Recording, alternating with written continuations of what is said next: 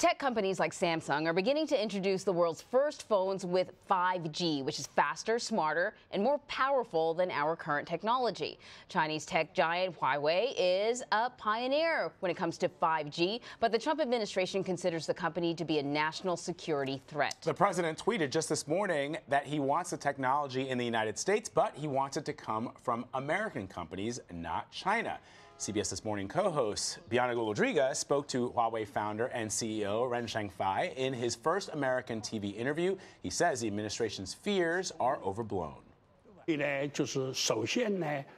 been regarding 5G as the technology at the same level of some other military equipment. 5G is not an atomic bomb.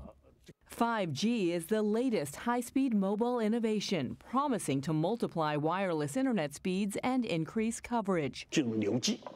Now we are rolling out 5G, and soon we'll welcome 6G. And in the future, I said there will be new equipment that is suitable for the United States.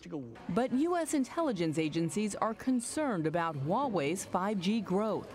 It is so much faster, and it allows such a larger data flow that it significantly enhances the capabilities of an intelligence service to steal data. Former CIA acting director Michael Morell. 5G is going to allow a much larger number of devices to be connected to the internet. When you connect more devices, you create more platforms from which an intelligence service can spy from. The Trump administration has warned its allies that it may reconsider its military relationships with countries that use Huawei. We cannot ensure the defense of the West if our allies grow dependent on the East. Do you view that as a threat? First of all, I would like to thank them because they are great figures. 5G was not known by common people, but now these great figures are all talking about 5G, and we're becoming more influential and getting more contracts. I sense a little bit of sarcasm there.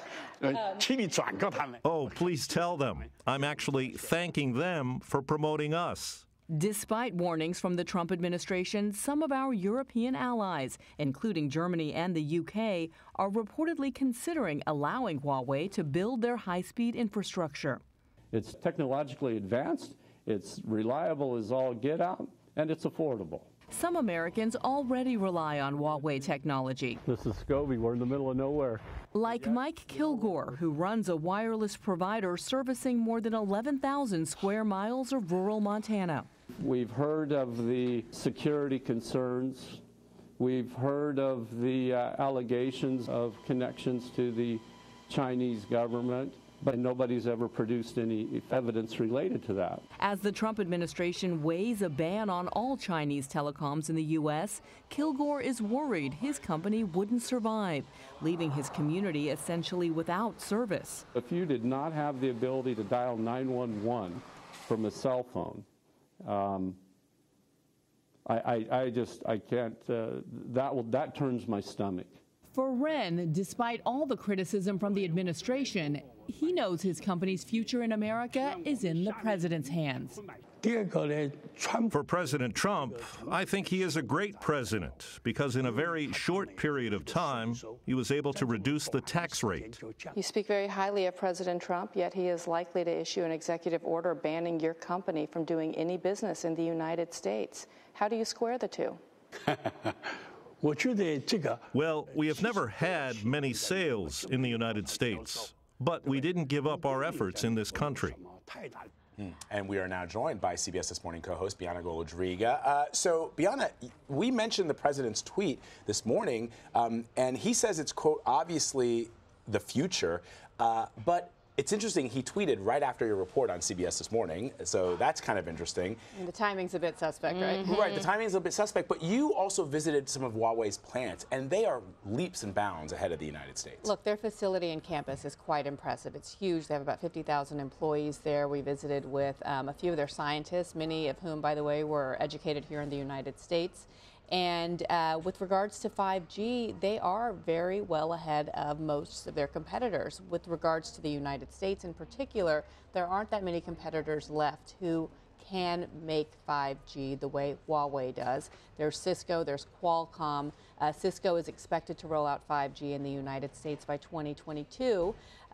Huawei says they can be prepared by 2020 at a much cheaper price. So hence the competition comes into play. You saw in the president's tweet, he talked about the 5G, even 6G, and not by blocking other companies, but by our, our own development. And I think since we've been talking about 5G, also what we've been talking about is the pushback from citizens who are concerned about putting up, towers so close to their house that, what happens in China is very different than what can happen here. And I wonder if it's even realistic to think that we could somehow develop like a homegrown 5G system that could compete. Well, it's the two differences between a state-run enterprise, right, and private sectors here in the United States. And so who's going to be first? Companies that get funding directly from the government or companies that compete in a capitalist system.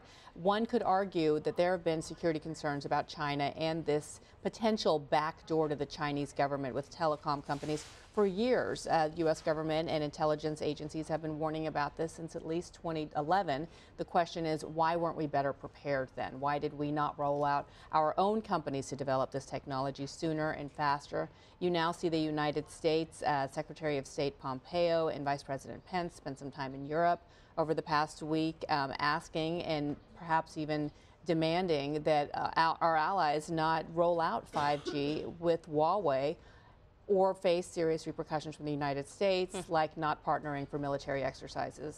Yeah, but at the end of the day, if other countries say, you know what, we're not afraid of the United States anymore, we are going our own way. The United States, the president's message to the American people is America first. Other countries are going to take the very same attitude. If they can work with Huawei and it enhances their technology infrastructure, it's going to make Huawei more powerful. It will make those other countries more technology. Their technology will become just greater than our capacity. Well, those countries are saying, look, we understand the risk, and who knows what the United States intelligence agency shared with them, right? All of this is classified, so we have not seen a smoking gun with regards to any backdoor officially being made clear between telecom companies in China and the government. One can assume that U.S. intelligence shared some information with our allies, to which our allies, many of them the UK, Germany, and now even New Zealand, are saying not so fast. We appreciate you warning us, but we can at least at this point mitigate that risk. The U.S., on the other hand, you can understand their concerns if in fact they do believe there is a backdoor. Sharing technology and sharing military technology with these allies could jeopardize the U.S. in their opinion. The CEO did not seem bothered by almost any of the questions you asked. And I know, you asked him some tough questions. And the thing is, I can't understand what he's saying, so he starts every response with a laugh. Yeah, right? Are you laughing at me? I don't know what you're talking about. But no, look, he, especially for someone who had his first interview with a Western or an American journalist, seemed very comfortable with his responses. The company continues to grow. It's $100 billion in revenue last year. He's expecting to see 20% growth next year, and that's without doing much business in the United States, less than 1%. So he would love to have business in the United States. Clearly from this interview, off camera, he said that he would love to invite President Trump to his headquarters there and to tour the facility just like I had a tour, and said would love to have business with the United States, and said he'd always been fond of the United States for its openness. His younger daughter's a student at Harvard University. So if it were up to him, I think he would be in the United States. The question is, do we feel that they are a security threat, or do we feel that there is an area where we could work with them on any sort of technology going forward? So really fascinating discussion, fascinating interview with the CEO, Bianna. Thanks for sharing. Thank you. Thanks for having me 2 days in a row. Yeah. Keep coming. Keep coming by anytime. We'd love to have you.